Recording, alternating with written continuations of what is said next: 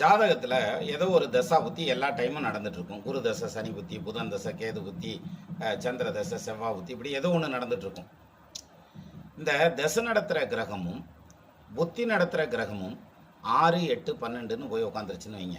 இது லக்னத்துக்கு 6, 8, 12ன்னு போய் உட்காந்துருச்சுன்னா கண்டிப்பாக அந்த தசையும் புத்தியும், அந்த தசா புத்தி, அதாவது ஃபுல் தசை கிடையாது, அந்த புத்தி முடிகிற வரைக்கும் நடக்கிற டைம் சேலஞ்சிங்கான டைமாக இருக்கும் அந்த ஜாதகத்துக்கு. இது எந்த விதத்தில் வரலாம் சேலஞ்ச் அப்படின்னா, எமோஷனல் டார்ச்சராக இருக்கலாம், ஃபைனான்ஷியல் கிரன்ச்சாக இருக்கலாம், அல்லது கெரியர் வைஸ் வரக்கூடிய டிஸ்டர்பன்ஸாக இருக்கலாம். ஸோ இந்த 3 வகையில் எதுலையாவது ஒன்றில் அவங்க பெரிய அளவில் டிஸ்டர்பன்ஸ் ஆகி அதை ஓவர் கம் பண்ணி தான் வெளியில் வருவாங்க. அப்போது இந்த தசாநாதனும் புத்திநாதனும் ஒன்று சேர்ந்து 6, 8, 12 இருக்கணுங்கிறது இல்லை. தசை நடத்துகிற கிரகம் 6ஆம் இடத்துல, புத்தி நடத்துகிற கிரகம் 12ஆம் இடத்துல, தசை நடத்துகிற கிரகம் 8ஆம் இடத்துல, புத்தி நடத்துகிற கிரகம் 6ஆம் இடத்துல, இப்படி இருந்தால் கூட தனித்தனியாக பிரிஞ்சு மறைவு ஸ்தானத்தில் இருந்தாலும் இதே தான் பலன்.